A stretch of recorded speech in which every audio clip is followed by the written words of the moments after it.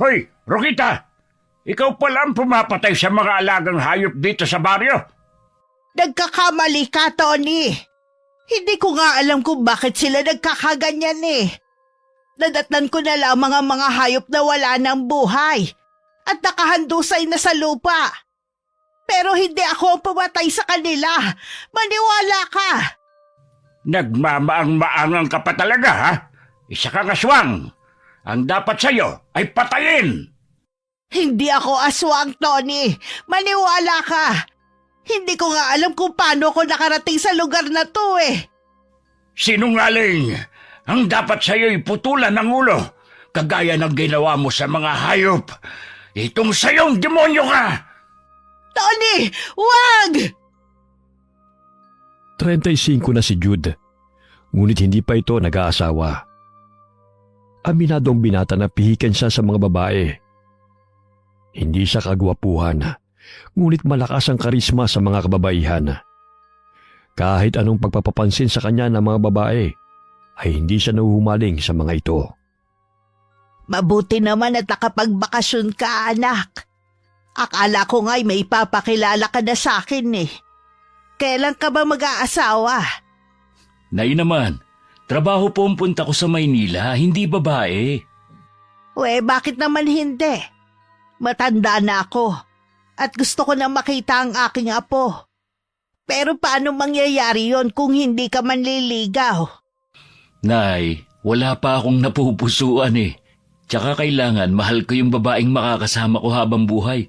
Hindi yung dahil napilitan lang ako. Wala bang magagandang babae sa Maynila? Marami po, kaya lang hindi sila ang tipo ko eh. Gusto ko yung mapagmahal sa magulang, babait, at higit sa lahat, responsable. Di maghanap ka.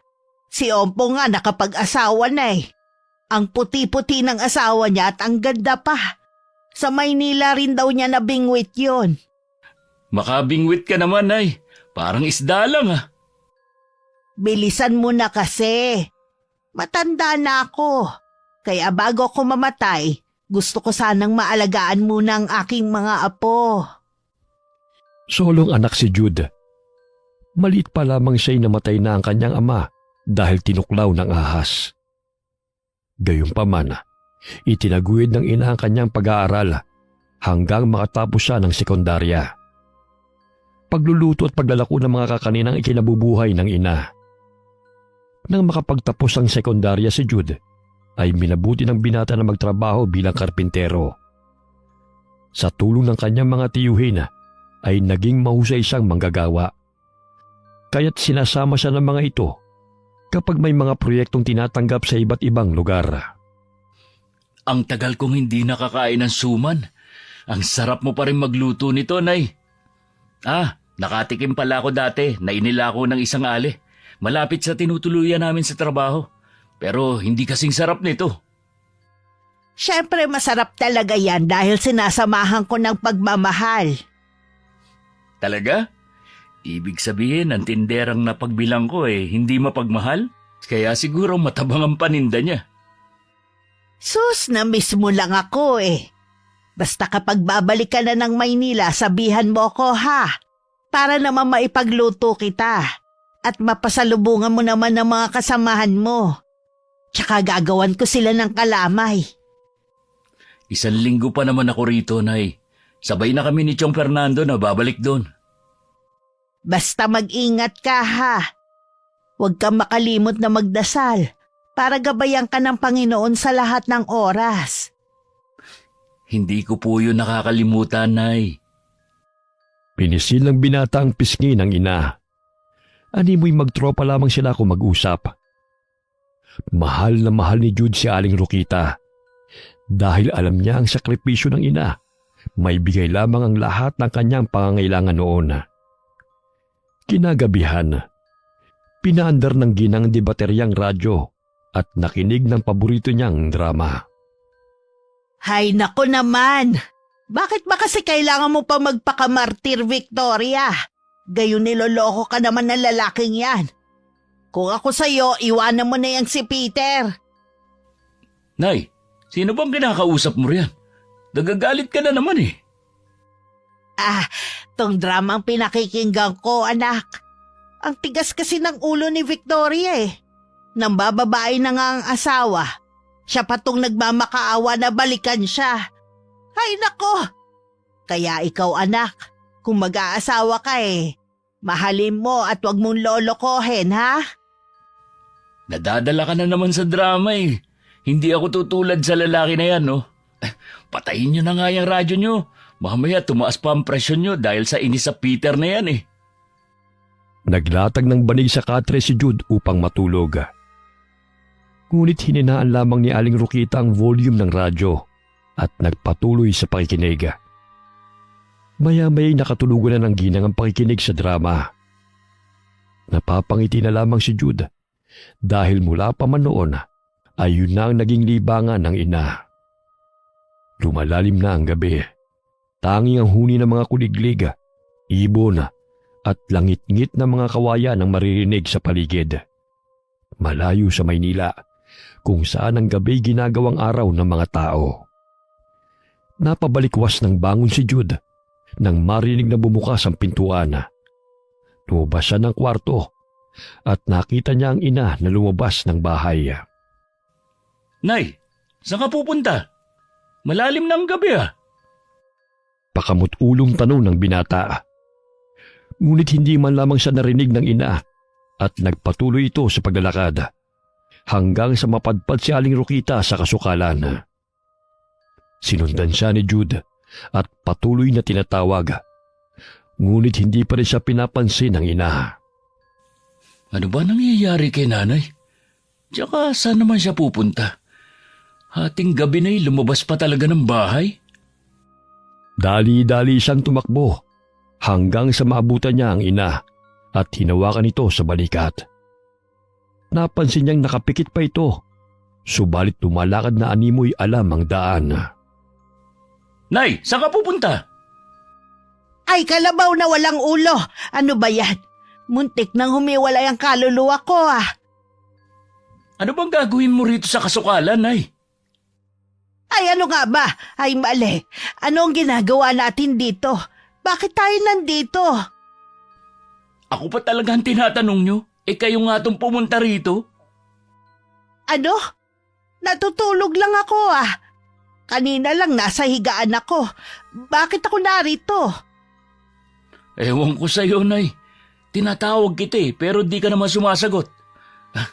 Halina nga kayo, umuwi na tayo. Mabuti pa nga anak. Mamaya mapano pa tayo rito sa kasukalan. Ang dami pa namang lamok dito. Hala, tara na sa bahay. Biglang naimasmasan si Aling Rokita. Nagpalinga-linga pa siya sa paligid at inilibot ang paningin.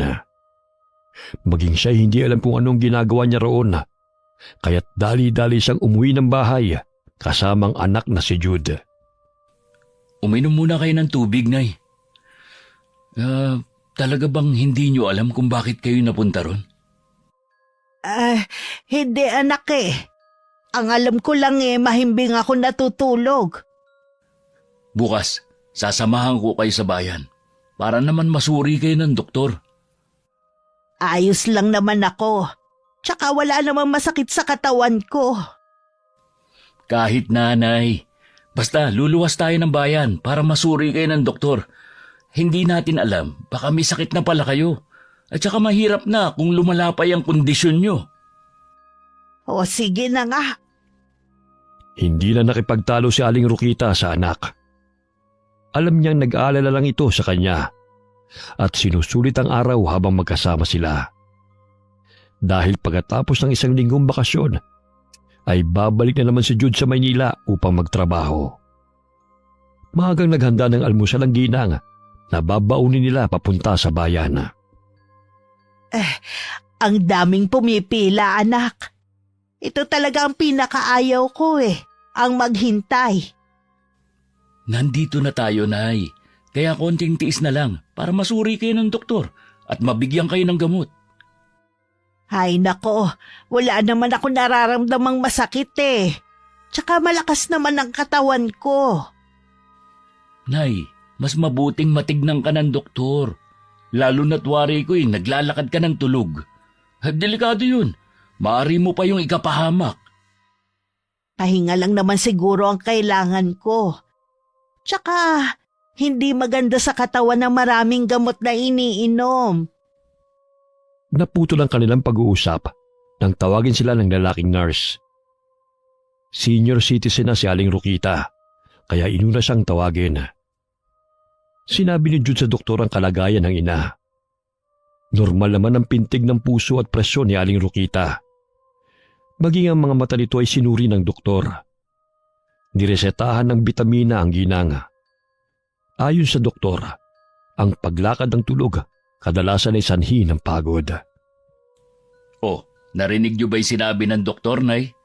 Kailangan niyong uminom ng bitamina at matulog kayo na maaga. Paano ba naman kasi? Nagpupuyat kayo sa pakikinig ng drama sa radyo. Tsaka naging dahilan pa yun ng pagkainis niyo. Nako, pineperahan lang tayo ng doktor na yon. Maglalaga na lang ako ng halamang gamot kesa uminom ng nireseta nun. Ayang ka na naman, Nay. Bitamina lang naman yun eh. At saka para gumanda ang tulog niyo. Itong pampatulog, iinumin niyo lang kapag nahihirapan kayo sa pagtulog. Bawal sa inyo magpuyat at sobrang pagod. Ilang araw na rin natutulog si Aling Rokita ng maaga. Ayon na rin sa payo ng doktor. Bagamat minsan ay nakakalimutan niyang uminom ng bitamina at gamot.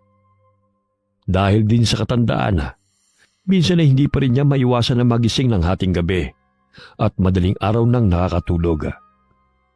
Sumapit ang araw ng pag-alis ng anak pabalik ng Maynila. Niyakap niya ito ng mahigpit dahil magkakalayo na naman silang mag-ina. Anak, mag-iingat ka sa Maynila ha. Sana naman pagbalik mo rito may babaeng ipapakilala ka na sa akin. Mag-asawa ka na kasi. Pasalubungan mo ko ng apo. Ikaw talaga, Nay, ang kulit-kulit mo. Hindi ako nagbibiro ha. O sige, Nanay, nandyan na po si Chong. Mag-iingat kayo rito, Nay, ha? Tsaka yung mga bitamina, huwag niyong kaligtaang inumin. Oo, anak. Kumuway-kaway pa si Aling Rokita habang papalayo ang anak sakay ng tricycle. Bumalik siya ng bahay at naisipan na naman niyang magluto ng biko na ilalako upang malibang naman. Bagamat hindi siya pinababayaan ng anak, kada kinsenas itong nagpapadala ng pera. Gayunpaman ay iniipon niya ang perang natatanggap mula kay Jude. Hindi pa rin siya tumitigil sa pagtitinda ng mga kakanina dahil isa na yun sa kanyang libangan. Tony, may biko akong tinda rito. Ay, sige, bigyan mo ako ng 4. Ipamimerienda ko mamaya sa mga tauhan ko. Lumago na tong babuyan mo Kailan lang 2 inahin lang ang meron ka. Sipag at tiyaga lang talaga ang kailangan. Sa awa ng Diyos, kahit papano'y dumadami. Ito ang bayad ko. Salamat. Sige, mauna na ako ha. Maagang naubos ang paninda ni Aling Rokita. Napadaan siya sa kasukalan. Kagaya ng kinagawian, ay nangangahoy na naman siya kahit marami-rami pa siyang natitipong panggatong. Nakasanayan niya ng gawin yun kahit saan man siya magpunta. Ay, nakakapagod. Buti na lang at maaga naubos tong paninda ko. Kailangan kong maglako ng mga kakanin para hindi mabawasan ang perang pinapadala ni Jude. Para naman hindi siya mahirapan kapag nagkapamilya na siya. Ang hirap pa naman ng buhay ngayon. Lahat ng pera na ipinapadala ni Jude ay inilalagay ni Aling Rokita sa maliit na kahon. Sapat naman ang kinikita niya sa pagtitinda ng mga kakanina upang matustusan niya ang kanyang pangangailangan sa araw-araw. Malaki-laki na rin ang naipon ko para sa aking apo. Ay nako, sana naman makatagpo na ng mapapangasawa ang torpeng anak kong yon.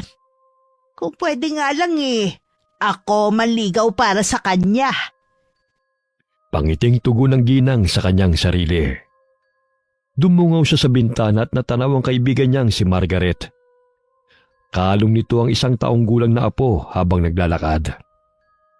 Mabuti pa si Margaret, naka-6 na apo na. Pero ako ni isa wala pa. Muling itinago ni Aling Rokita ang kahon sa aparador na pinaglalagyan niya ng pera. Malapit siya sa mga bata. Kaya minsan imbis na ibenta pa niya ang mga kakanin, ay ibinibigay na lamang niya ito sa mga bata. Dahilan na mapamahal siya sa kanila. Hindi nakauwi si Jude sa probinsya ng 6 na buwan. Tanging tumatawag na lamang ito sa pinsang si Simeon upang makausap ang ina. Hindi kasi marunong gumamit ng cellphone si Aling Rokita kahit turuan pa ito. Malayo pa lamang itanaw na ng ginang si Simeon na patungo sa kanyang bahay. Tumatawag na naman siguro si Jude. Sinalubong niya ang pamangkin. Hindi nga siya nagkamali nang iabot ni Simeon ang cellphone sa kanya. Oh anak, kumusta ka riyan? Kumakain ka ba ng maayos ha? Baka naman binubugbog mo na ang katawan mo sa kakatrabaho. Ayos lang po, Nay. Baka sa susunod na buwan umuwi po ako. At saka may pasalubong ako sa'yo na alam kong ikatutuwa mo. Talaga anak? Ano ba yan? Basta, Nay, sorpresa ko po sa inyo. Ikaw talagang bata ka. Wala naman akong ibang gusto kundi ang makapag-asawa ka na. Matanda na ako, anak. Ayoko mamatay na wala kang kasama. Hayang ka na naman, Nay. Basta ingatan niyo ang sarili niyo para humaba pa ang buhay niyo. At saka, kailangan niyo magpalakas para may sigla kayo kapag nakipaghabulan kayo sa magiging apo niyo. Baka pinapaasa mo na naman ako niyan. Malapit na ang kaarawan mo. Magte-36 ka na. Kaya bilis-bilisan mo na ang paghahanap ng mapapangasawa. Lampas ka na sa kalendaryo, no? May bingo pa naman, Nay. Ikaw talagang bata ka. Siya nga pala. Ibinigay na rin ni Simeon sa akin ang pinadala mong pera. Maraming salamat, anak ha. Pero hindi mo na kailangan gawin to sa akin. Ibilin niyo yan ng bitamina. Baka naman nakakaligtaan yung uminom. Nako anak, malakas na ako. Tsaka mahimbing na ang tulog ko. Basta, Nanay, huwag mong pabayaan ang sarili mo. Uuwi po ako sa susunod na buwan. Oo anak, ikaw rin. Huwag mong pabayaan ang sarili mo riyan ha. O siya, sige na. Napahaba na naman ang usapan natin. Sige, Nay. Paalam na po. Malapad ng ngiti ang namutawi sa labi ni Aling Rokita matapos na makausap ang anak sa telepono. Bagamat hindi niya inamin na hindi siya umiinom ng mga bitamina at gamot pampatulog. Maliban sa insomnia, sinabi ng doktor na may sakit siyang sumbolismo. Ito ay ang paglalakad ng tulog at hindi alam ang kanilang ginagawa. Maaring nakuha ang sakit na ito sa pamamagitan ng genetics o namamana. Dulot din ng pagpupuyat o dala ng matinding pagod. Malalim na ang gabi. Gaya ng kinagawian ay nagpapantok si Aling Rokita habang nakikinig sa paborito niyang drama sa radyo. Unti-unti na siyang dinalaw ng antok hanggang siya'y tuluyang nakatulog. Bumangon ng ginang bandang 2:00 ng madaling araw. Dire-diretso siyang naglakad patungong kasukalan hanggang sa napadpad siya sa babuyan ni Mang Tony. Nagkataon na nanganganak ang inahing baboy kaya't nakaalala yang Ginoo sa mga alaga nito. Oh, Rokita, bakit naparito ka sa ganitong oras? May kailangan ka ba? Rokita, may kailangan ka ba? Parang bingi naman to Muli siyang tinawag ng lalaki. Bagamat tumalikod lang si Aling Rokita at umalis. Ano ba nangyari sa babaeng yun? Hindi man lamang ako narinig. Inabala pa ako. Nagpatuloy na lamang si Mang Tony sa kanyang ginagawa. Sumapit ang umaga. Pasinghot-singhot pa ang ginang nang makaamoy ng mabantot. May mamasamasang bagay din ang nahuhulog sa kanyang mukha. Iminulat niya ang mga mata. Laking gulat niya nang matuon ang mukha sa puwet ng kambing na nooy dumudumi. Lintik na kambing ka! Ginawa mo pang inidoro tong mukha ko! Hala, umalis ka nga! Ang baho! Dito pa talaga dumumi sa mukha ko! Paano nakapasok ang kambing dito sa bahay? Inilibot ng ginang ang kanyang paningin. Napabalikwas siya ng bangon nang mapagtanto na naroon siya sa kakahuyan. Malapit sa babuyan ni Mang Tony at pastulan ng mga kambing. Dali-dali siyang tumayo at tinanggal ang mamasa-masang dumi ng kambing sa kanyang mukha. Oh, Rokita, ano nangyari sa'yo? Bakit ganyan ang itsura mo? Ha? Nadapa. Oo, nadapa kasi ako. Ano pala ang ginagawa mo rito? Bakit hindi ka mapakali? Ha? Naghahanap ng panggatong. Oo, yun. Kaninang madaling araw napadaan ka rin dito. Tinawag kita pero di mo ako narinig. Ano bang kailangan mo? Madaling araw? Ako pumunta rito? Oh, hindi mo na ba maalala? Nakalimutan ko eh.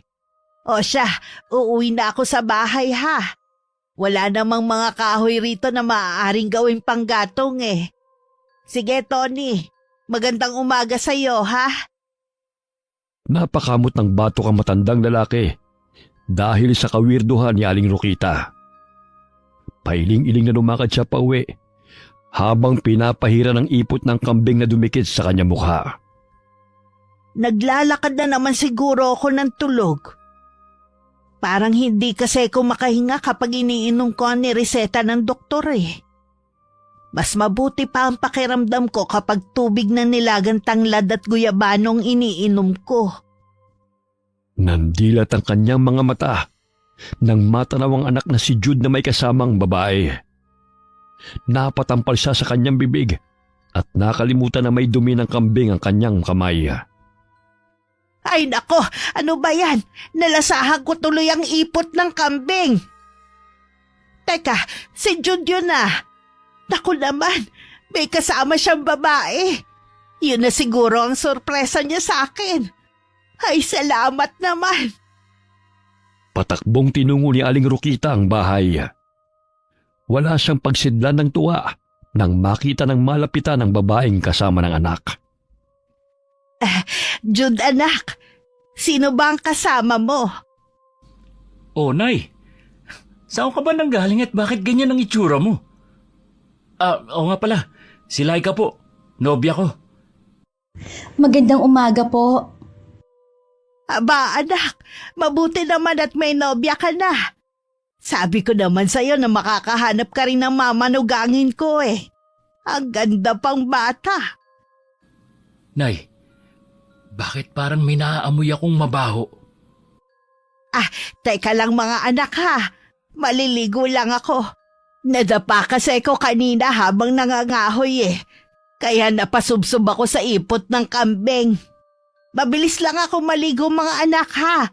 At ipaghahanda ko agad kayo ng makakain. Pumasok na kayo sa bahay. Pagsisinungaling niya. Dali-dali niyang kinuha ang tuwalya na nakasabit sa bintana at agad na naligo. Ay, nakakaya naman sa nobya ni Jude. Nadatan ako sa ganitong ayos. Matapos maligo, sa likod bahay dumaan si Aling Rokita. Agad siya nagbihis at hinarap ang kanilang bisita. Magandang araw sa iyo, Ineng. Mabuti't sumama ka kay Jude dito sa probinsya. Magandang araw din po. Huwag ka nang mahiya. Tawagin mo na akong nanay.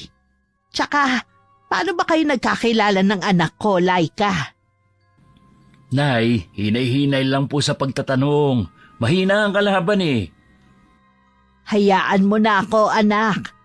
Matagal ko na rin kasing gustong makilala ang magiging manugang ko.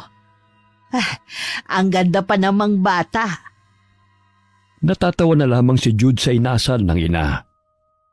Maging sila kay nawala ang pangamba at takot nang malamang napakabait at may pagkapilya si Aling Rokita. Mag-usap na muna kayo dyan, Nay. Ako na magsasaing at magluluto nitong isda para makakain na tayo. Ako na anak. Pagod kayo sa biyahe eh. Ako na, Nay. Alam kong sabi kang makilala si Laika eh. Paano ba kayo nagkakilala ng anak kong to? Sa karinderya po, Nay. Madalas po kasi siyang kumakain sa karinderyang pinapasukan ko. Aba naman, siguro napugian ka sa anak ko, no? Aminin mo, Laika. Grabe ka naman, Nay. Hindi ba pwedeng nahumaling ako sa kagandahan niya? Ang saya niyo po palang kausap, Nay. Kaya iha, huwag kang mahiya sa akin ha. Alam ba ng mga magulang mo na sumama ka kay Jude dito sa probinsya? Wala na po ako mga magulang, Nay. Ang mga kapatid ko naman, may mga kanya-kanya ng pamilya. Ako na lang ang bumubuhay sa sarili ko hanggang sa mapadpad po ako sa Maynila para maghanap po ng trabaho. Pasensya ka na anak. Pero di bale, pwede ka manirahan dito kasama namin at na magiging anak ninyo ni Jude. Natahimik sina Laika at Jude at sabay na napatingin sa ina. Saglit silang tumahimik at tinitigan nila ito na tila may gustong sabihin. Oh, bakit ganyan na lang kayo kung makatingin? May problema ba? Nilapitan nito ang ina at niyakap. Napangiti pa ito, sabay na binulungan ng ina. Nay, magiging lola ka na. 2 buwan ng buntis si Laika. Ay, talaga anak. Hindi mo ako niloloko. Totoo po, Nay. Magkakaapo ka na. Ay, salamat naman at dininig ng Panginoon ang aking mga panalangin. Hindi natatandang binata ang anak ko. Niyakap din ng ginang si Laika sa labis na tuwa. Ilang sandali pa'y maluha-luha siyang bumitiw ng pagkakayakap sa manugang. Dito ka na lang manirahan kasama ko, Laika.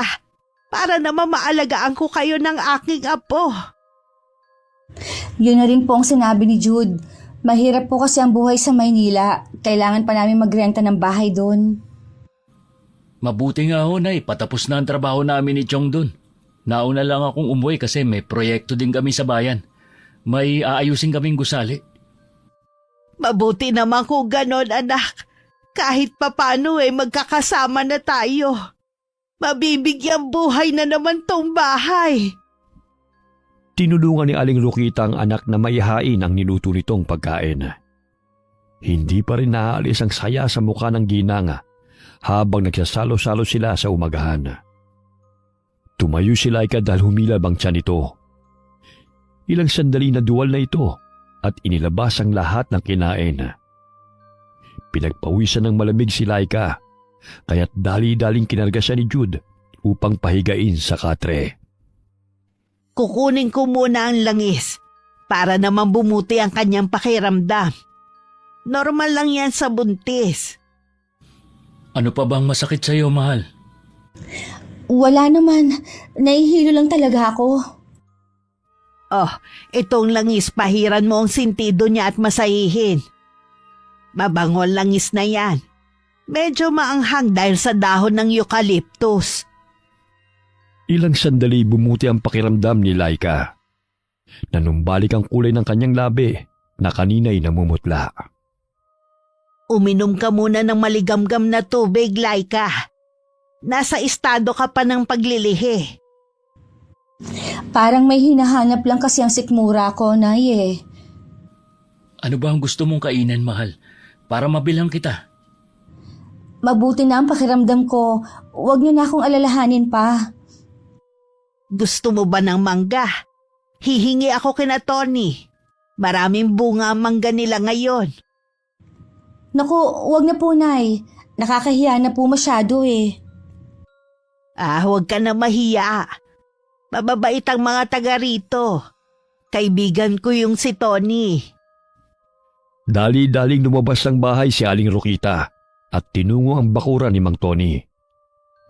Nadatnan niyang nagpapakain ng baboy ang lalaki. Tony, pwede ba akong makahingi ng mangga? Naglilihi kasi ang manugang ko eh. Manugang? Oo, kararating lang nila ni Jude. Ay, ang saya ko nga dahil sa wakas nakatagpo ng mapapangasawa ang anak ko. Magkakaapo na rin ako. Sige, kumuha ka na lang dyan. Salamat naman, Tony. Kumuha ng panungkit ang ginang. Marahan niyang sinusungkit ang sanga ng mangga kung saan naroon ang tumpok ng mga bunga. Sunod-sunod na nagsilaglagan ng mga bunga nang hilahin niya yon. Aray! Aray! Ano ba yan? Inulan na tuloy ako ng mangga. Ang sakit ng noo ko. Parang nabukulan yata ako. Hinaplos niya ang noo. Hindi nga siya nagkabali at nagkaroon siya ng bukol. Wari nagkaroon siya ng sungay sa laki ng bukol sa kanyang noo. Dinampot niya ang mga mangga sa lupa at inilagay sa laylayan ng kanyang duster. Ang dami ng mangga. Tiyak na magugustuhan to ni Laika. Oh, tapos ka na manguha ng mangga, Rokita? Oo, Tony. Salamat ulit dito, ha? Hey, ano nangyari sa noo mo? Ayos ka lang ba? Ang laki kasi ng mga bunga ng mangga Nabagsakan ako kaya ito nabukulan. Konting tiis lang para sa aking magiging apo. Natatawang sambit pa nito. Agad na siyang umuwi at sabik na ibigay ang nakuhang mangga sa manugang. Nagulat si Jude nang makita ang itsura ng ina pagpasok nito sa bahay. Nay, ano na naman nangyari sa noo mo? Bakit ang laki ng bukol? Wala ito, anak. Ito palang mangga para kay Laika, Alam mo naman ako, lapitin ng disgrasya. Pero maliliit na bukol lang to, mawawala din to maya-maya. Ikaw talaga, Nay. Umupo ka nga muna rito. Akin na nga yan. Ako na ang magbabalat. Marami-rami ang nakuha ko. Ang lalaki pa, Tingnan mo, anak. Natitiyak ko magiging malusog din ang apo ko katulad ng mga manggang to. Nay, hindi niyo naman po kailangan gawin pa to Hayaan mo na ako, Laika, anak. Ang tagal kong pinagdasal na makapag-asawa na yang si Jude para mabigyan ako ng apo. Kailangan kitang alagaan. Kaya lahat ng gusto mong kainin, ibibigay ko. Napabuntong hininga si Laika, sabay na napalulon ng sariling laway. Hinaplos-haplos ng ginang ang buhok ng manugang. Dahil noon pa man, ay gusto rin niyang magkaroon ng anak na babae. Ngunit dahil maagang nasawi ang kanyang asawa, ay hindi na ito nasundan pa. Oh, ito na ang mangga. Sariwa at malutong pa. Ang sarap nga niyan. Kumain ka lang, iha. Kapag naubos yan, hihingi ako ulit kay Tony. Ang daming bunga ng puno ng mangga nila. Kumain ka rin po, Inayo. Hindi na. Mamaya aantukin pa ako niyan Ayon kasi sa kasabihan ng matatanda, na kapag kinain mo ang tirang pagkain o nakipagsalo ka sa buntis, aantukin ka raw. Maglalaba pa ako kaya ubusin mo na yan. Ang swerte ni Jude dahil ang bait niyo po, Nay. Ang swerte ko nga rin sa anak kong yan Tsaka ang swerte mo rin dahil napakabait at magiging responsable siyang asawa. Talaga ba, Nay? Hindi nga. Totoo naman Pinalaki kaya kitang matinong bata. Walang bisyo at magalang. Di katulad sa ibang kabataan na akala mo'y kung sinong walang yan na sumasagot sa magulang. Hindi pwede sa akin yun. Oo naman, Nay. Ayaw kong masampal ng kawali, no? Baka manghiram ka pa ng mukha sa aso. Kaya nga dapat ang apo ko lumaking magalang. Maliit pa lang dapat nang turuan ng magandang asal.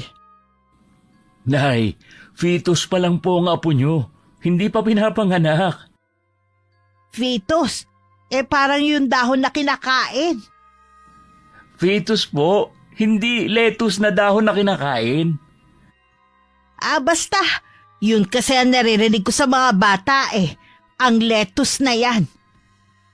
Kinagabihan, matapos nilang kumain, ay agad na rin silang nagpahinga. Nakatulog ng maaga si Aling Rokita. Malalim na ang gabi. Nakaramdam ng pagkauhaw si Laika, kaya bumangon siya upang kumuha ng tubig. Bagamat hindi pa rin mapawi ng tubig ang kanyang natutuyong lalamunan. Dahan-dahan itong binuksan ng pintuan at lumabas ng bahay. Napangisi siya nang makakita ng ligaw na pusa. Hinuli niya yon at walang pagdadalawang isip na sinunggaban. Hanggang sa mamutla ito nang maubos niyang sipsipin ang dugo ng pusa. Kailangan na walang maiwang bakas. Hindi pwede may makakaalam sa aking ginawa. Si nanay yun Patay, nasundan niya ako. Dali-daling tinungo ni Laika ang banyo. Mabuti na lamang ay nasa labas yun ng bahay at agad niyang nilinis ang katawan. Ilang sandali naaninag niyang nagpapaikot-ikot ang benan sa kinatatayuan nito. Naaninag ng babae na pumasok din ito sa bahay at muling natulog sa papag. Ano kaya ang nangyari kay nanay? Ang lakas din ng amats niya Mabuti na lang hindi niya ako napansin. Kailangan ko nang bumalik sa bahay bago pa may makakita sa akin dito. Kinabukasan, kinakabahan si Laika.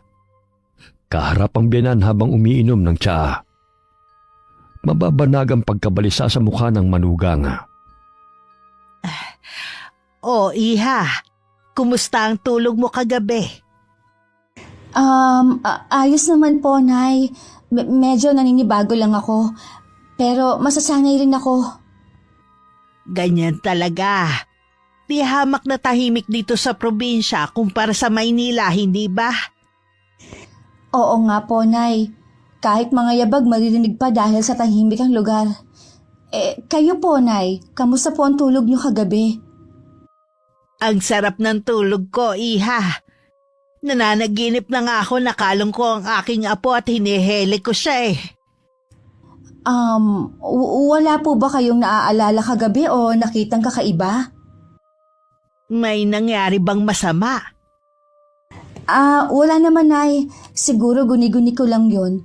Isa pa dahil siguro sa mga naririnig ko mga huni ng ibon. Kaya kung ano-anong naiisip ko Sige, Nay. Ipagpatuloy niyo na yung pag-inom niyo po ng tsaa.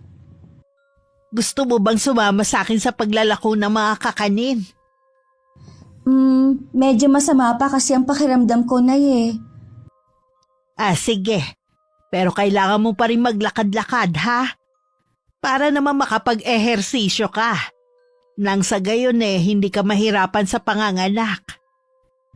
Opo, Nay. Medyo maselan lang po ako ngayon. Kailan ka ba magpapacheck up sa doktor? Ang sabi ni Jude, sa susunod na linggo po, gusto niya kasing magpa-check up ako para masiguro pong ligtas ang kalagayan namin. Tama naman siya, Iha.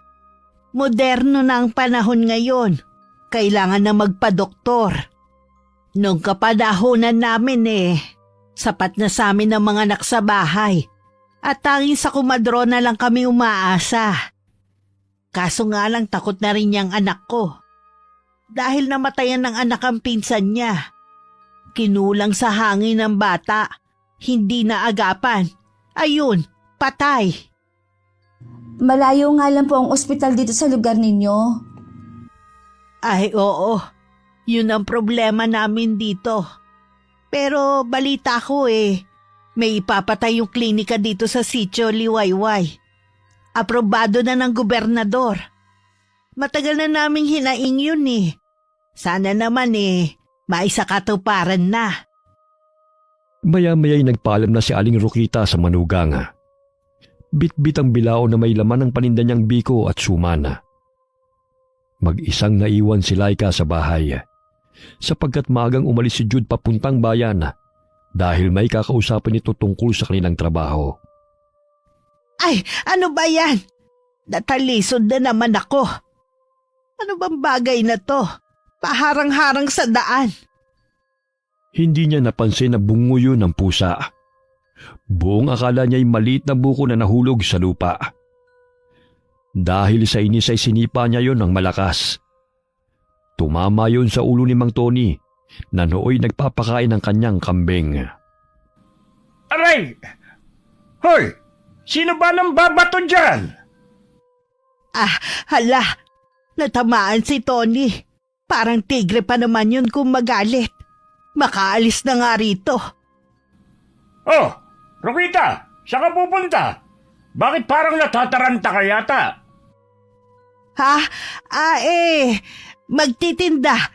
Gusto mo bang bumili? May matigas na bagay na tumama sa aking ulo. May nakita ka bang nambabato dyan? Nambabato? Nako, wala. Wala ka naman nakikitang mga batang naglalaro dito, di ba? Siguro nahulog namang gayon. Imposible. 2 metro pa ang layo ng mangga, oh. Nako, malay mo. Lumipad dahil sa lakas ng hangin. Bumili ka na lang ng suman para makalimutan mo ang sakit ng ulo mo. Mabusog ka pa. Sige. Bigyan mo ako ng 5 biko. Kakainis sa sakit ng ilong ko. Pigilang tawa ni Aling Rokita nang makitang namumulang mukha ni Mang Tony. Batid niyang umuusok na ito sa galit dahil sa mukha nito tumama ang bungo ng pusa. Sa dinami-dami ng matatamaan ng ilong talaga ni Tony. Parang pinitpit na luya na nadagdagan pa. May sinasabi ka ba, Rokita? Wala. Ang ibig kong sabihin masarap tong biko at suman na paninda ko. Dadagdagan ko pa ng 1 pirasong 5 suman na binili mo para kabayaran sa nasira mong muka. Ay, hindi pala. Ang ibig kong sabihin dahil suki na kita. Ay, sige, magtinda ka na. Kung ano-ano pa kasi binubulong-bulong mo. Hindi ko naman naiintindihan. Malayo pa lamang ay natatanaw na siya ng mga apo ni Aling Margaret. Pinalibutan siya ng mga ito upang manghingi ng tinda niyang mga biko. Yan kasi, sinanay mo ang mga bata. Ayaw tuloy kapag nakikita kayo nanghihingi. Hayaan mo na mga bata Isa pa, bawi na naman ang puhunan ko. Balita ko, sa bahay na ninyo naninirahan ng manugang mo? Oo. Alam mo bang magkakaapo na ako? Sabik na nga ako makita siya Unang apo ko, kaya hindi ako makapaghintay, Margaret. Buti ka pa nga 5 apo mo na tong kinakarga mo. Alam mo naman yung si Nene, hindi pa nag-iisang taon ang anak buntis na naman. Tingnan mo hindi na maganda ugaga sa pag-aasikasa sa mga anak. Kaya ikaw, huwag mong pangarapin na magkaroon ka ng maraming apo dahil mahihirapan ka lang din sa pagbabantay. Huwag mong isipin ang hirap. Kasiyahan ng dala ng mga batang to. Biyaya sila ng Diyos. Tingnan mo nga ang gwapo ng apo mo. Aba, may ngipin na. Pinisil ni Aling Rokita ang pisngi ng bata. Biglang hinablot nito ang kamay ng ginang at kinagat. Nanggigil pa ito dahil sa tumutubo ang ngipin. Aray! Pinaglihi yata sa vampira ang batang to Ayaw pang tumigil Totong, bitawan mo ang kamay niya. Baby, bitiwan mo ang daliri ko. Baka maputol at malulun mo. Aray! Malakas na humalakhak ang bata nang makita siyang namimilipit sa sakit. Kaya't nabitiwan siya nito. Buti na lang bata ka. Kung hindi bubunutin ko yung mga ngipin mo. Marami ka pang mapagdadaanan kapag ikaw na ang magbabantay sa iyong apo. Ay, mga gantong edad, 1 hanggang 3 taon, mangangayayat ka na. Bugbog sarado ka pa. Oh, Nay, nasa si Laika? Nandiyan ka na pala, anak. Hindi siya sumama sa akin eh. Magpapahinga raw muna siya. Magandang umaga po, Aling Margaret. Magandang umaga sa iyo, Jude. Mabuti naman at nakatagpo ka ng iyong mapapanghasawa. Itong nanay mo, nag-e-ensayo na sa pagiging lola. Kinukulit na itong apo ko. Oo nga po eh. Hindi na makapaghintay. Ang tagal mo naman kasi eh. Tignan mo si Margaret, 5 na ang apo. Samantalang ako lumalangoy pa sa tiyan ng nanay niya. Makikita mo rin ang apo mo, Nay. Kalma lang. Sa ngayon, bantayan mo muna ang batang to. Para naman paglabas ng anak namin, magaling ka na sa pagkakarga ng apo mo. Ayoko. May pagkabampira ang batang to eh. Oh, tignan mo oh. Hinahablot pa ang kamay ko para kagatin muli. Napahalakhak si Jude dahil sa kakulitan ng ina.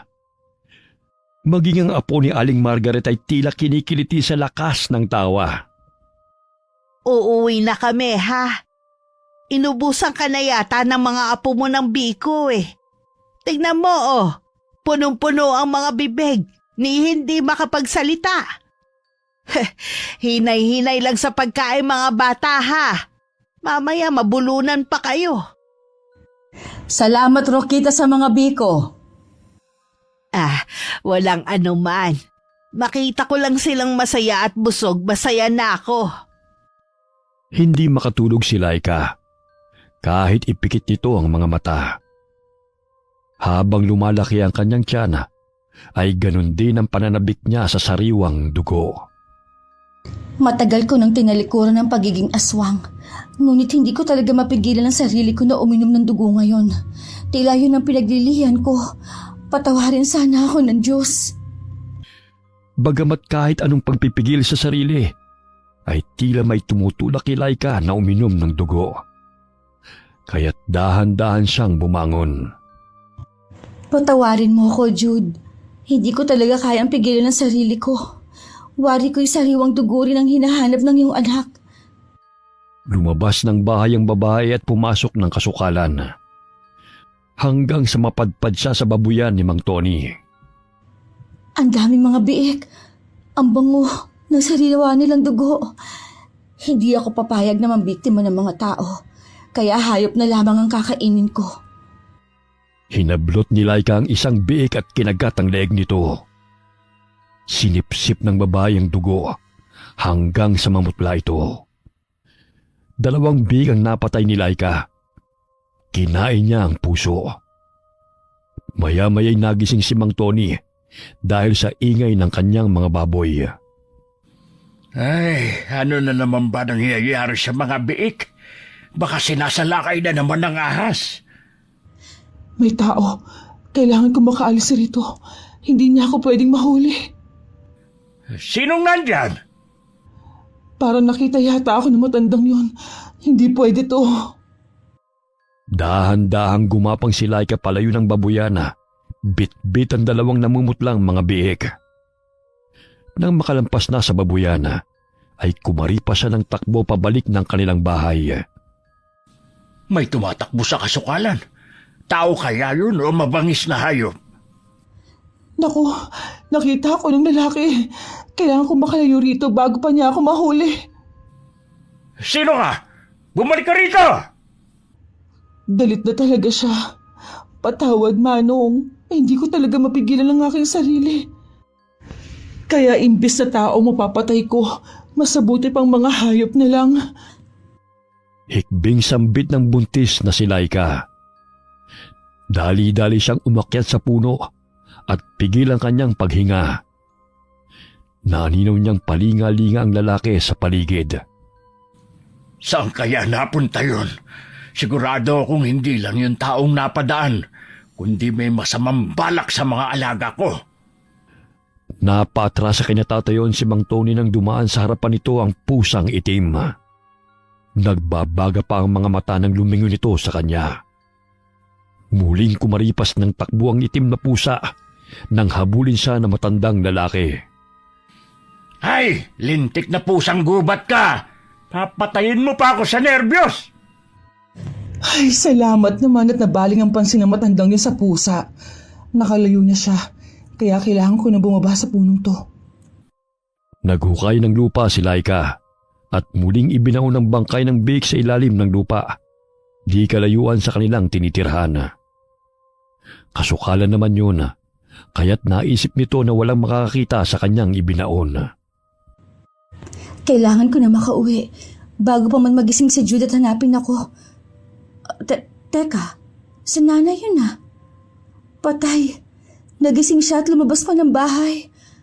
Pero bakit parang sumasayaw siya na animoy naghihele na nakapikit?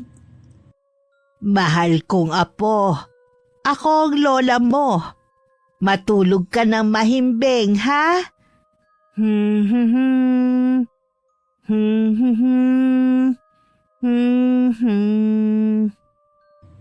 Kumakanta pa habang nakapikit? Ay nako, kailangan ko na bumalik ng bahay. Mamaya makita pa ako ng matandang lalaki naghahanap sa akin. Dahil sa matinding pagod sa trabaho, ay mahimbing na natutulog si Jude. Wala man lamang itong kaalam-alam sa nangyayari sa paligid. Maya-maya'y huminto sa pag-awit si Aling Rokita. Lumakad ito palayo ng bahay at iniangat ang dalawang kamay na nakapwesto sa kanyang tagiliran. Saan na naman siya pupunta? Hating gabi na. Tsaka, sinong pupuntahan niya? Kailangan ko siyang sundan. Bili na kayo ng suman at biko. Mura na, masarap pa ang mga suki. Nagtitinda siya? Wala naman siyang hawak na paninda. Anong nangyayari sa kanya? Bakit nagkakaganyan siya? Mas may seryoso pa ang pagkatao ni nanay kaysa sa akin ah. Ilang sandali huminto ang ginang sa paglalakad at bumalik sa kanilang bahay. Nagkubli sa puno si Laika nang madaanan siya ng biyanana na nooy nagsasalita habang nakapikit. Maya-maya'y pumasok na ito ng bahay at muling natulog. Aswang din kaya si nanay? May lihim din kaya siyang itinatago? Nang nakapasok ang biyanan sa bahay, dumiretso si Laika sa banyo. Binuhusan niya ng tubig ang katawan upang mawala ang sariwang dugo na tumalsik sa kanyang damit at katawan. Pumasok siya sa bahay at nadatnan na nalimpungatan si Jude mula sa pagkakatulog. Oh, mahal. Bakit basa ka? Nainitan kasi ako, kaya naisipan ko maligo.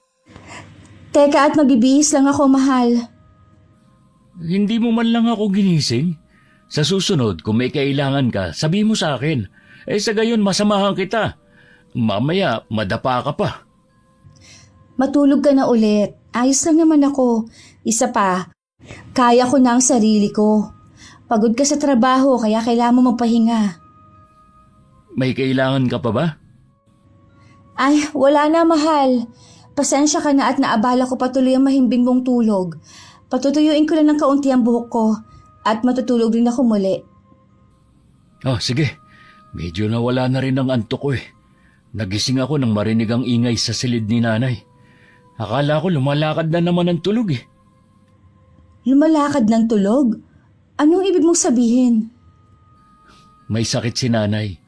Ayon sa doktor, dahil sa pagpupuyat o sobrang pagod sa trabaho. Pero hindi naman siya ganun kapuyat ngayon ah. Kumpara nung nag-aaral pa ako, siguro namana niya yun. Na pwede ring isa yun sa sanhi ng sakit ni nanay.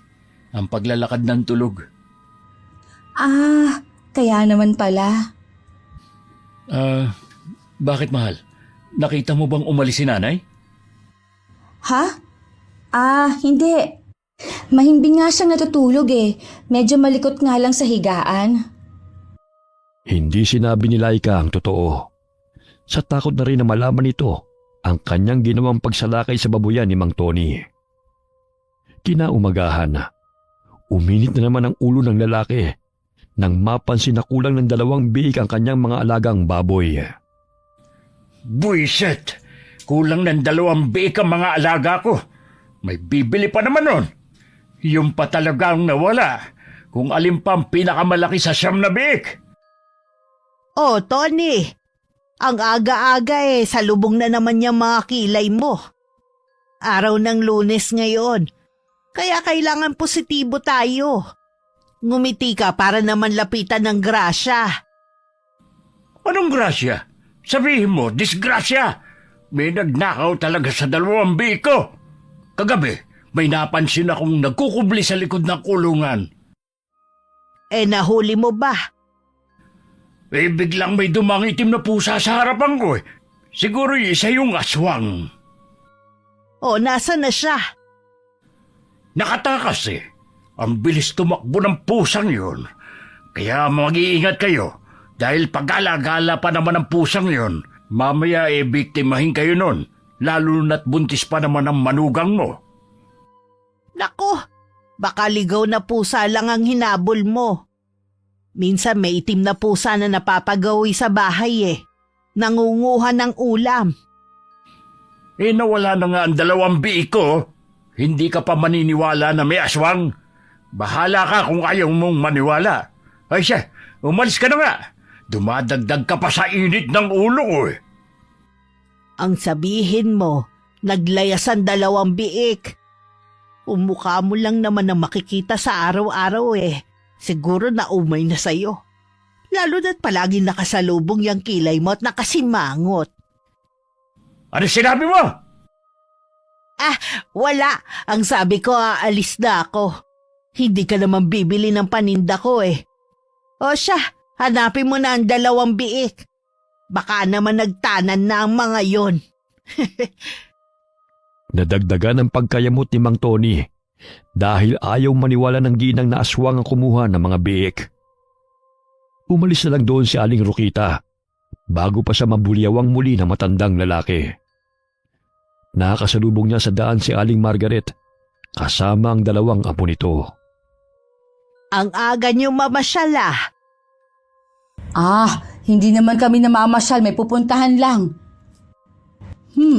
Umaga pa lang mainit na ang ulo ni Tony Sinabi mo pa. Saan kayo pupunta? Ipahihilot ko lang tong apo ko. Inuubo na naman, siguro dahil sa sobrang paglalaro. Sasabay na lang ako sa inyo. Maglilibot din ako para maubos na tong mga paninda ko. Rinig kong ninakaw ang mga biik ni Tony. Totoo ba yon? Hindi ko alam. Kung may magnanakaw man, di sana nahuli niya agad. Iiyak ang mga biik. Imposibleng hindi gagawa ng ingay ang mga baboy kapag binitbit na ng mga magnanakaw. Ay oo naman, tama ka. Pero kung totoo nga ang sinabi niya, kailangan natin mag-ingat. Ngayong panahon ay naglipanan na talaga ang mga masasamang loob. Easy money na lang ang ginagawa. Ayaw magbanat ng buto Aswang ang pinaghihinalaan nun. Sa tinagal-tagal kong naninirahan sa baryong to ni anino ng aswang wala pa akong nakita. Puro haka-haka lang naman. Ngunit wala pa rin naman napapatunayan. Kabilugan pa naman ngayon ng buwan. Baka nga nagsilabasan ng mga yun. Nagpapaniwala ka pa talaga sa aswang? Takot ang aswang na lumusob dito sa baryo. Halos lasinggero mga taong naninirahan dito O tingnan mo yang si Bert. Wala pang tanghalian Nagtipon-tipon na parang lumaklak ng lambanog. Kung meron mang katatakutan, yun na yung mga lasinggerong nag-aamok ng away. Hay nako, palabiro ka talaga. Paano ba yan? Dito na kami Mabutit hindi pa nakakaalis si Osalia. Pahihilot ko lang tong apo ko. Pangiting tinungo ni Aling Rokita nag-uumpukang mga kababaihan. Bit-bit ang bilao. Naubos ang kanyang paninda at agad na umuwi. Nadatnan niyang nagpapahangin sa labas ng bahay si Laika. Anak, kumusta na ang pakiramdam mo? Ito, Nay, medyo mabigat na ang tiyan. Kailangan ko maglakad-lakad. Minsan kasi pinupulikat ako Tama yan. 4 na buwan na lang iluluwal mo na yung apo ko. Hindi na nga ako makapaghintay Bukas ibibili natin siya ng mga gamit sa bayan. Nay, huwag ka na mag-abala pa. May mga gamit naman akong inihanda. Tsaka pag nakalabas na lang si baby, mamimili tayo ng maraming damit. Tama ka, anak. Hindi pa pala natin alam kung lalaki siya o babae. Pinapanalangin ko lang naman na malusog ang apo ko. Napahinto sila sa pag-uusap nang mapada ng isang babaeng buntis. Natuunang pansin ni Laika sa malaking tiyan ng babae at napalunok ito ng sariling laway. Siguro mauunang mga anak sa'yo yang si Isabel. Sa tingin ko, nasa 7 buwan na yung pinagbubuntis niya. Alam mo bang 6 na anak na niya yan? Taon-taon din nagbubuntis, parang hindi na nagpapahinga. Di madali na lang sa kanyang mga anak. Sinabi mo pa. Hindi nga yan nagpapadoktor Sa bahay lang nila nanganganak yang si Isabel. Ay, sana naman. Hindi ako mahirapan, Nay.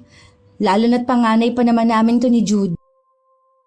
Basta kumain ka lang ng gulay at mag-ehersisyo tuwing umaga. Hindi ka mahihirapan. Hindi nilubayan ng tingin ni Laika ang papalayong babae. Natatakam siya sa bango ng sanggol na nasa sinapupunan nito. Gusto niya itong sugurin, ngunit pinipigilan niya ang sarili. Napapadalas nang lumalabas ng bahay si Laika. Ilang araw na ring hindi nakakauwi si Jude dahil sa trabaho nito sa bayan. Tuwing araw ng Sabado at Linggo lang ito umuwi para makatipid sa pamasahe. Nanunuyo na naman ang lalamunan ko. Kailangan ko uminom ng sariwang dugo dahil yun lang ang tanging makakapawi ng aking uhaw. Dahan-dahang bumangon si Laika at sumilip sa silid ng biyanana. Mahimbing itong natutulog at naririnig pa nito ang malakas na hilik ng matandang babae. Mabuti naman at mahimbing ang tulog ni nanay. Sana naman hindi siya lumabas ng bahay. Nakaramdam ng pag-init ng katawan si Laika. Hindi na niya mapigilan ang sarili na makalasap muli ng sariwang dugo. Animoy asong pasinghot-singhot pa siya habang nagkukubli sa kakahuyan. Ang bango ng sanggol. Siyempre hindi itong anak ko. Yun ay ang batang nasa sinapupunan ng buntis na nakasalubong ko kanina. Ay, paano ba to? Hindi ko talaga mapigilan ang aking sarili na matakam. Marahang lumakad ang buntis na aswang papunta sa kubo. Sumilip siya sa siwang ng bintana. Tumambad sa kanyang paningin ang natutulog na pamilya. Tumutulo pa ang laway nito. Hindi ito maaari. Hindi ko sila pwedeng patayin. Kawawa ang mga bata kapag pinatay ko ang kanilang ina at ang sanggol na ipinagbubuntis nito. Kailangan kong umalis rito. Tumutulo ang luhang nilisan nito ang naturang lugar. Ganun na lamang ang pagpipigil nito sa sarili upang hindi makagawa ng karumal-dumal na krimen. Napalingon siya sa kambing nang makita itong nakatali sa puno. Tamang-tama, may kambing. Salamat naman, mapapawi na rin ito ang aking pagkauhaw. Ang sarap ng sariwang dugo at puso nito. Teka, may paparating. Kailangan ko magtago. Kahit anong pagpupumiglas ng kambing ay nakayanan pa rin itong patayin ni Laika. Hinila niya ito sa talahiban nang mapansin na may taong napadaan. Patawarin niyo ako. Ito lang ang tanging paraan upang hindi ako makapatay ng tao. Nang makalayo na ang dalawang kalalakihan ay kinarga niya ang kambing. Dali-dali siyang tumakbo patungo ng kasukalan kung saan ito ininilibing ang mga pinapatay na mga hayop. Sayang naman ang mga lamang loob nito. Kaya lang hindi pwedeng dalhin sa bahay. Mahirap na mabisto ng asawa at biyenan kung tinatago kong lihim. Matapos na mailibing ang biniktimang hayop, ay dali-daling umuwi si Laika sa tinutuluyan nitong bahay.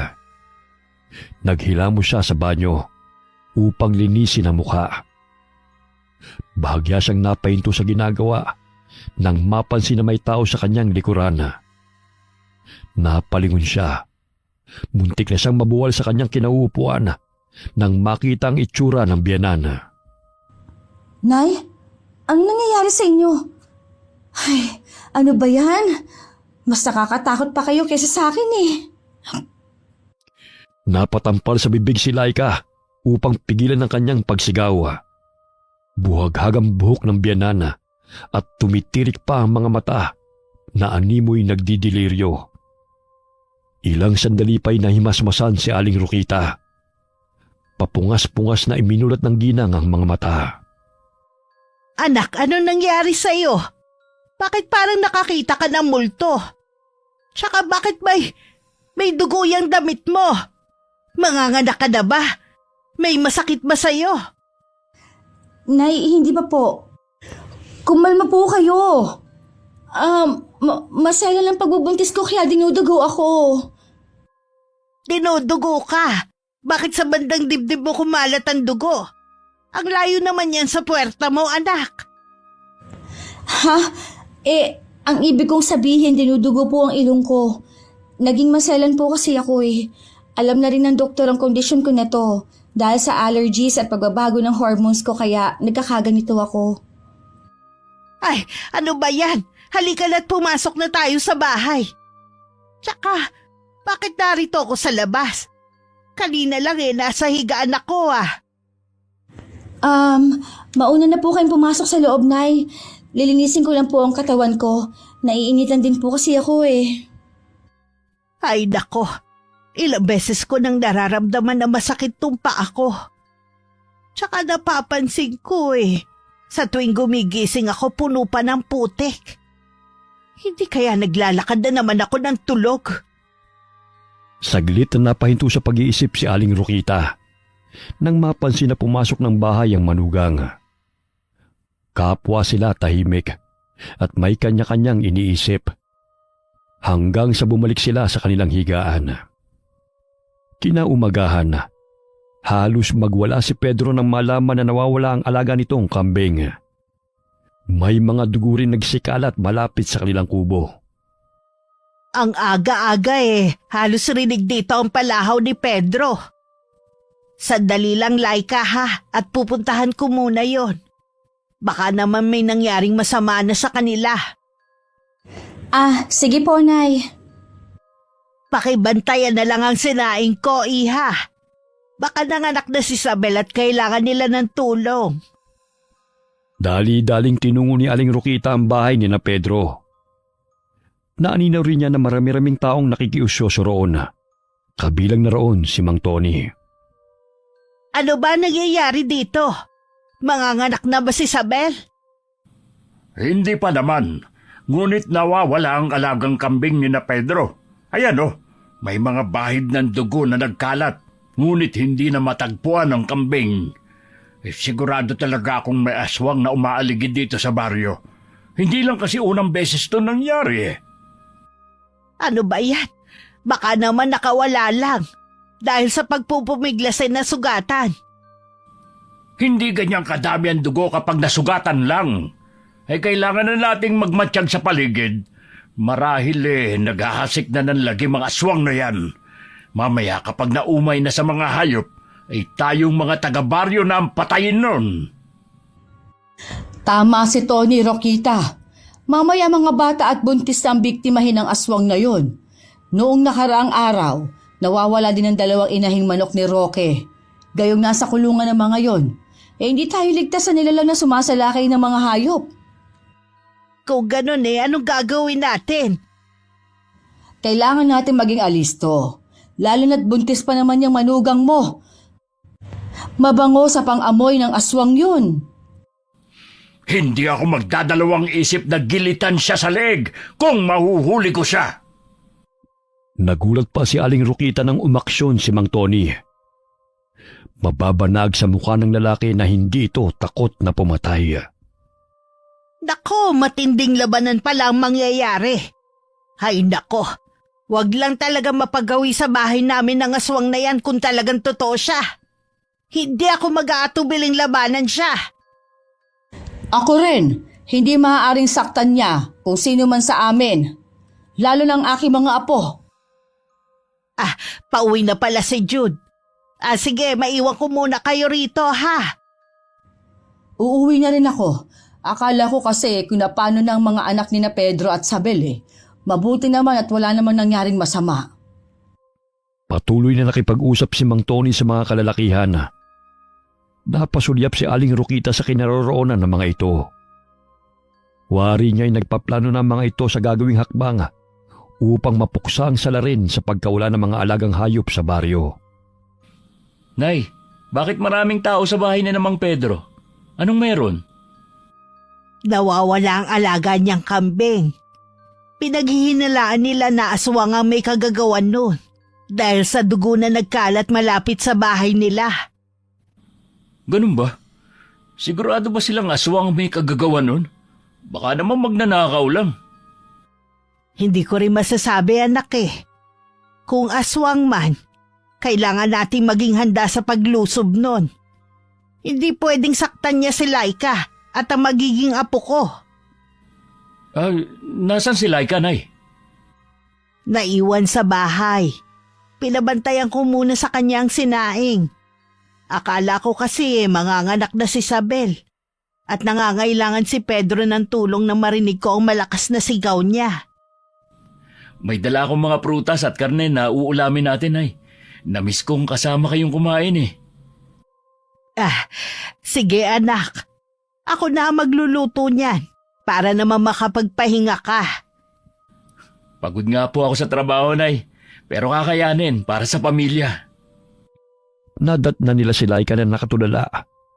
Animoy malalim ang iniisip nito na nakatanaw sa bahay ni Mang Pedro, kung saan tanging bubong lamang ang nakikita dahil tinatabunan ng matataas na talahib. Oh, mahal. Mukhang malalim yung iniisip mo. Masama ba pakiramdam mo? Ha? Nariyan ka na pala, mahal. May problema ka ba? O may gusto kang sabihin sa akin? Laika, sabihin mo na. Huwag ka na maglihim sa asawa mo para naman malaman niya ang totoo. Natitiyak kong matutulungan ka pa niya sa kondisyon mo. May alam po kayo sa totoong kondisyon ko, Nay? Aba, oo naman. Hindi pa ako ganun kaulyanin para makalimutan ko ang nakita ko. Namula ang pisngi ni Laika at mababanag ang takot sa mukha nito. Napalulun siya ng laway nang makita na seryoso ang mukha ng ginang. Ikaw na ang magsabi kay Jude, iha. Pero kung nahihirapan ka, ako na lang ang magsasabi sa kanya. Ano ba ang kailangan ko malaman? Jude, patawarin mo ako kung itinago ko ito sa'yo. Kasi, Hay nako, ako na ang magsasabi. Nandilat ang mga mata ni Laika dahil hindi pa siya handa na ipagtapat kay Jude ang kanyang lihim. Ngunit wala na siyang magagawa kung sasabihin ng binan ang pagiging aswang nito.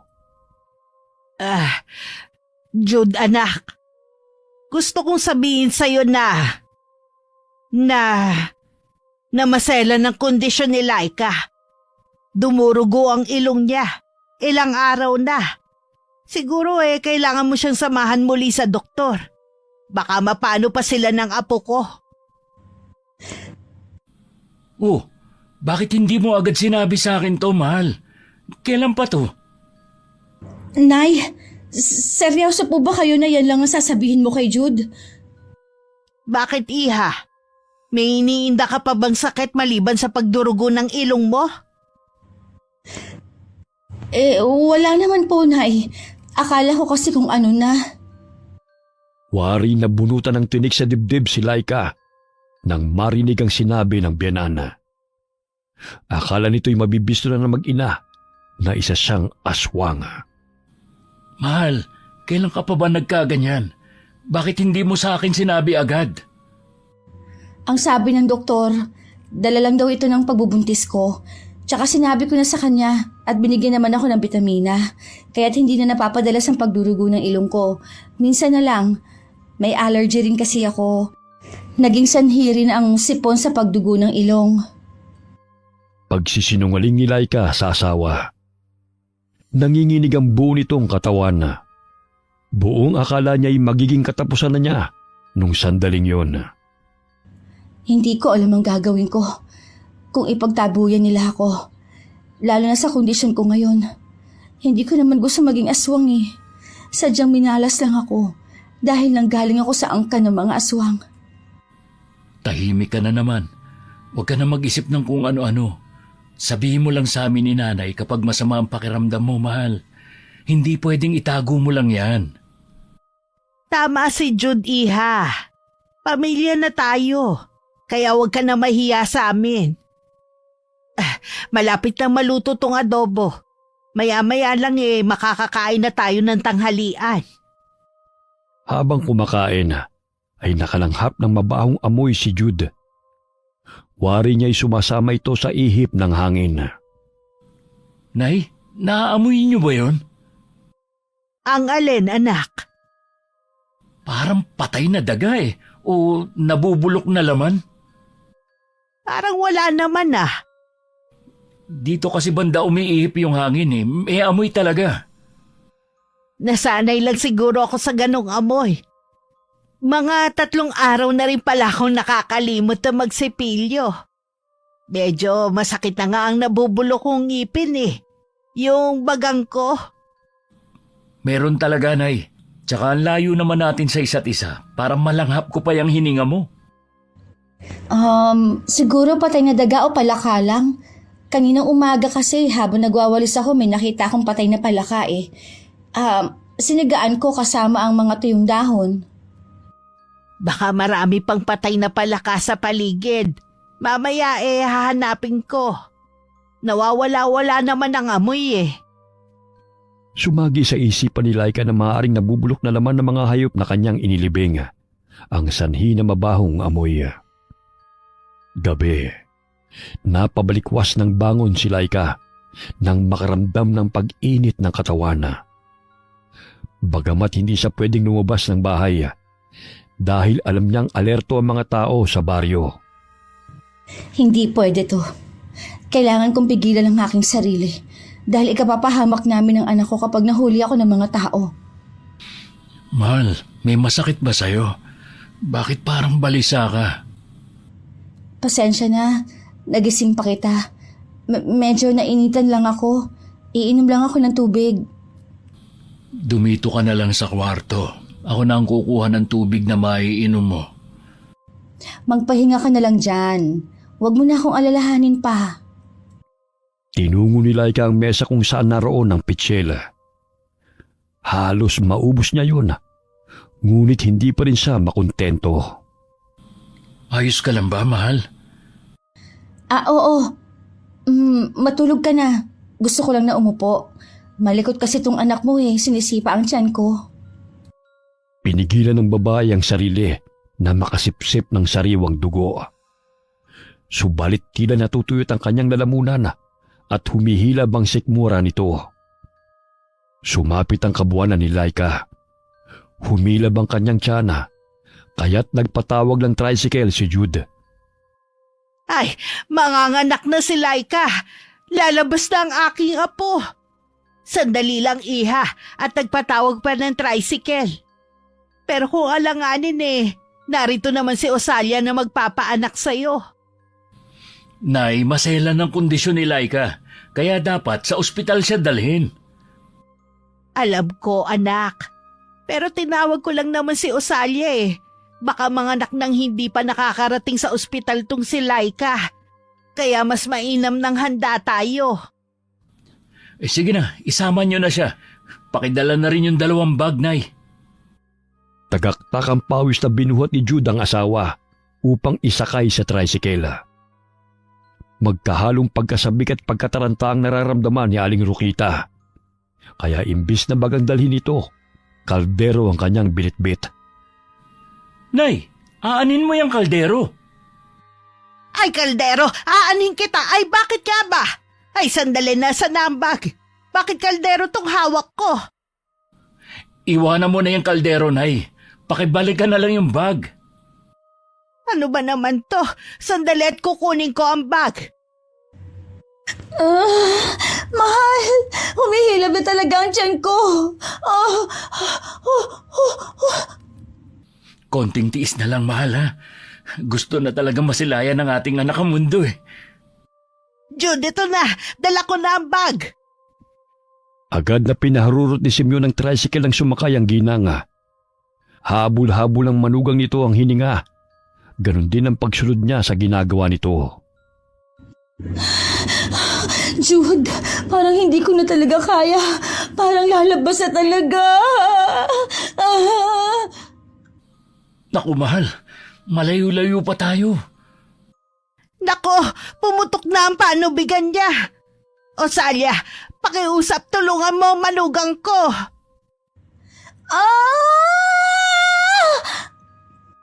Pinahinto ni Jude ang pagmamaneho ng tricycle. Ibinuka ni Laika ang dalawang hita dahil gusto na talagang lumabas ng sanggol at hindi na ito mapigilan. Tinulungan ni Aling Osalia ang babae. Ilang sandali pa'y sumigaw ito ng ubod lakas kasabay ng pag-iri nito. Ayan na ang ulo, lumalabas na. Dahan-dahan, Aling Osalia. Ingatan niyo po ang anak ko, pakiusap. Huwag kang mag-alala, anak. Magaling na kumadrona si Osalia.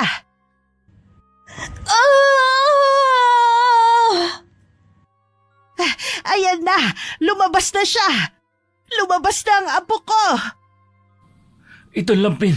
Ibabalot ko sa kanya. Sandali lang, Nay. Kailangan pa ba nating pumunta sa ospital? Nanganak na si Laika. Puputulin pa ang pusod niya, oh. Nakadugtong pa. Wala nga palang dalang gamit si Osalia. O siya, tayo na. Naging ulyanin na rin paminsan-minsan si Aling Rokita. Ngunit hindi may kubli ang saya sa mukha niya nang masilayan ng lalaking apo. Agad na inasikaso ng mga doktor at nurse na Laika at ang sanggol. Mas mabuting suriin ang kalagayan ng mag-ina bago sila umuwi. Matapos ang isang araw na pananatili sa ospital, ay nakalabas na rin sila. Dahil malusog ang bata maging si Laika, ay hindi nagkaroon ng problema sa kalusugan. Mabuti na lang at nagmana ang ilong ng aking apo kay Laika. Matangos. Grabe ka naman, Nay. Kahit ganito lang ang ilong ko, bagay naman sa akin. Minana ko lang naman to sa'yo, ah. Ay, oo nga pala. Buong akala ni Laika na matitigil na ang pananabik nito sa sariwang dugo matapos niyang manganak. Ngunit mas nadagdagan pa ang pangangailangan nito. Iyakin tong apo ko Dako, gutom na naman siguro. O Laika, padidehin mo muna. Malusog ang bata sa gatas ng ina. Tingnan mo ang pisngi, oh. 1 buwan pa lang nagkalaman na. Ganito pala ang pakiramdam ng isang ina. Puyat, gutom at matinding pagod. Pero napapawi ang lahat ng yon sa tuwing nasisilayan kong malusog niyang mukha. Ganyan talaga sa umpisa, maninibago ka, iha. Pero masasanay ka rin. Walang katumbas na salapi ang magkaroon ng anak.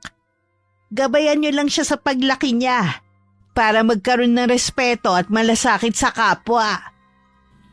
Aba, nangangaral ka na naman, Nay, ah. Sayang lang dahil hindi ka naging guro. Kung nagkataon, isa ka sa ulirang guro ng baryong ito. Siya nga pala, may bisita tayo. Maganda umaga sa inyo. Ay pera usog sa malusog na sanggol. Napakakinis naman ang kutis ng batang ito. Nagmana po sa nanay niya. Uunahan ko na kayo. Ay oo nga, ang tangos pa ng ilong. Maganda ang nanay Nay, narinig ko yon. Paano naman po ako? Ako ang tatay niyan eh. Lawit lang ang nasunod sa'yo, anak. Mabuti nga't kamukha ni Laika tong anak ninyo Kaya dapat na ipagpasalamat mo yon. Grabe ka naman, Nay. Ang sakit mo naman magsalita.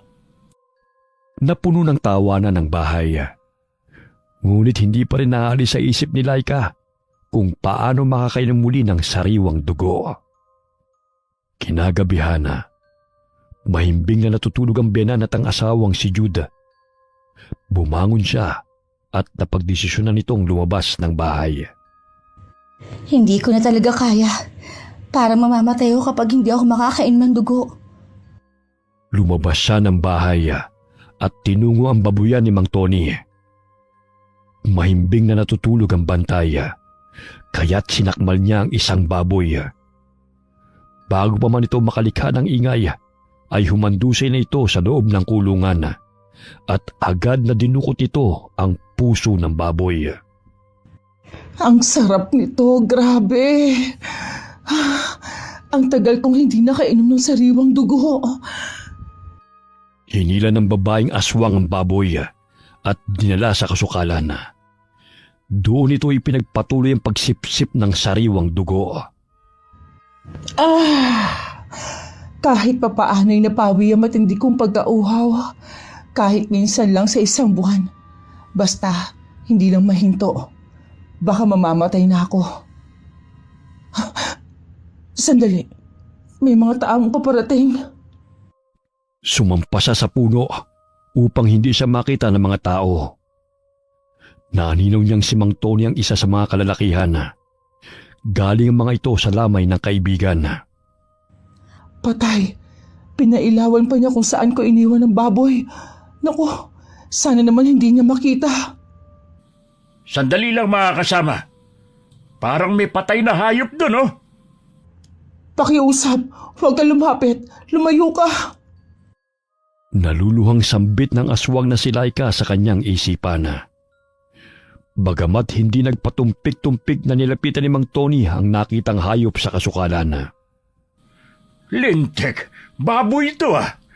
Nasisiguro kong alagang baboy ko ito. Tignan niyo mga kasama, wakwakan tiyan.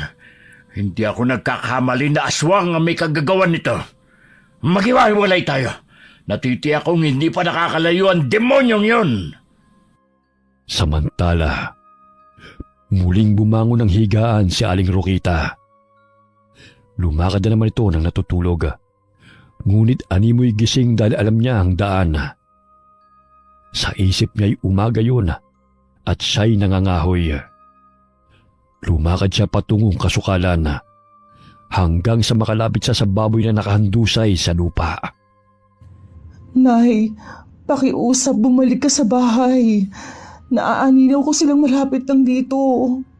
Naku, nakalimutan ko isarado na mabuti ang pinto. Nakalabas tuloy si nanay.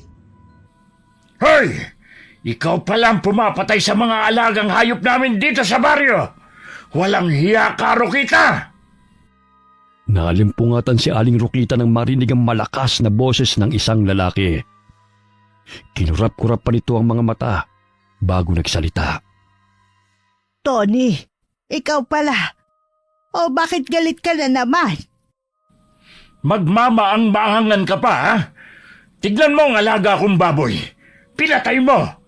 Ikaw palang namumirwisyo sa baryong ito. Ang dapat sa'yo ay patayin. Wala akong pinapatay. Tsaka, bakit ako nandito? Ano ginagawa ko rito? Hindi ka talaga aamin, ha? Tignan mo ang ginawa mo sa alaga ko. Wakwakan tiyan at namumutla na dahil ubus na ang dugo.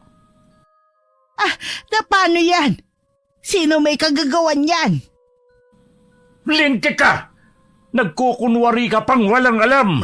Gayong ikaw ang nakikita kong naglalakad sa kadiliman. Mga kasama, kilala ko na kung sinong salarin na sumasalakay sa mga alaga nating hayop. Walang iba kundi si Rokita. Ganun na lamang ang galit ni Mang Tony sa ginang. Itinaas nito ang itak upang saksakin si Aling Rokita. Ngunit biglang tumalon mula sa ibabaw ng puno ang aswang na si Laika at pinigilan ng matandang lalaki. Layuan mo siya! Hindi mo siya pwedeng saktan dahil wala siyang kinalaman sa pagkasawi ng inyong mga alagang hayop. Namumukhaan kita. kahit na may kaunting pagbabago sa iyong itsura. Lumayo kayo! Kung ayaw ninyong kayo ang isusunod ko sa baboy, Hindi mo ako matatakot. Papatayin kitang hayop ka! Laika, iha? Bakit?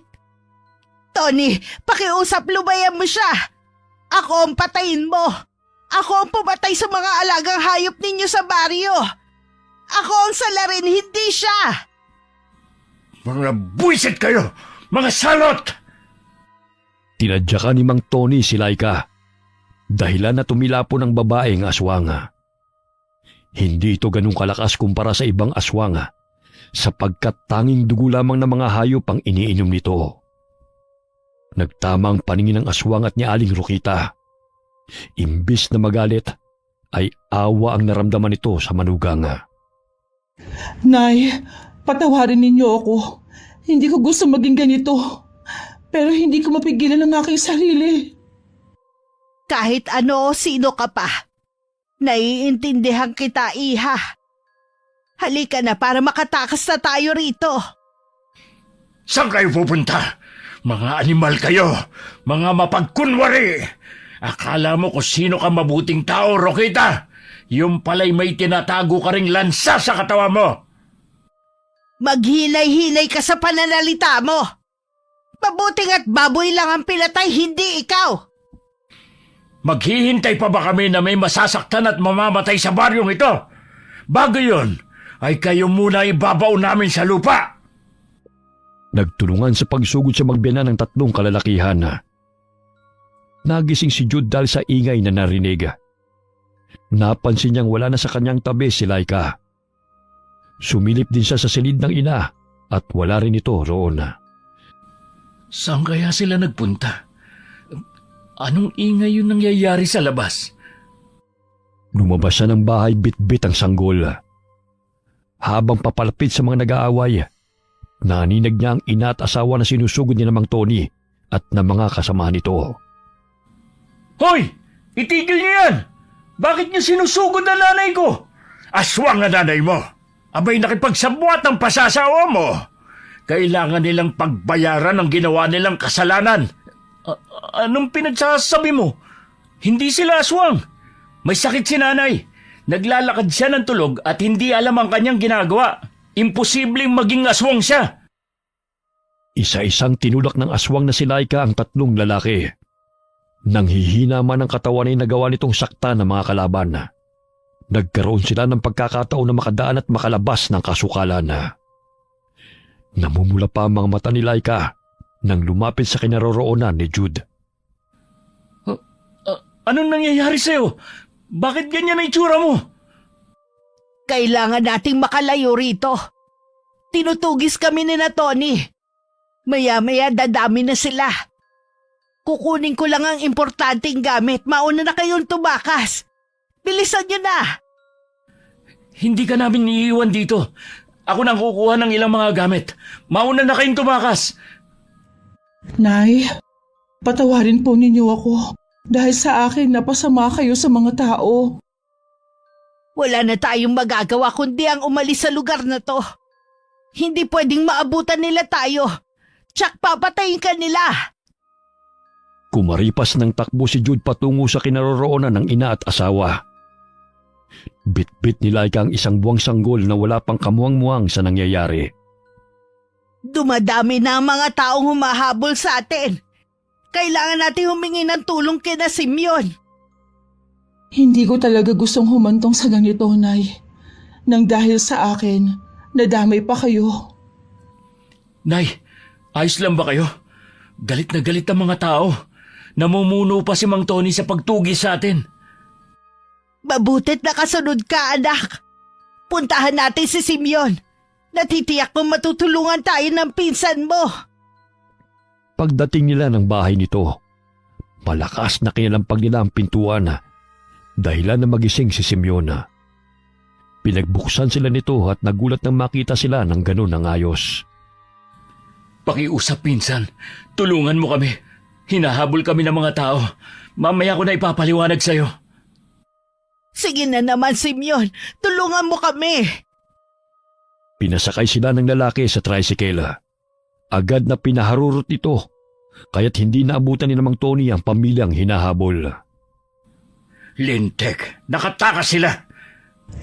Totoo ba ang sinasabi mong aswang si Rokita? At sila ng manugang niya ang may kagagawa ng pagkamatay ng mga alagang hayop dito sa baryo? Kung ayaw mong maniwala, hindi ka namin pinipilit. Kanina ka pa tanong ng tanong, paulit-ulit na lang. Abay, syempre, kaibigan ko siya at kilala ko ang pagkatao niya. Hindi siya aswang tulad ng sinasabi mo. Kung aswang siya, di sana matagal na niyang kinain ng mga apo ko. Lalo na't sa kanya ko iniiwan kapag may lakad ako noon. Di hintayin mong lapain ng Rokita na yun ang mga apo mo para masabi mo at mapatunayan na aswang talagang pinagtatanggol mong kaibigan. Nandito ka ba upang tumulong o makipagsagutan sa akin?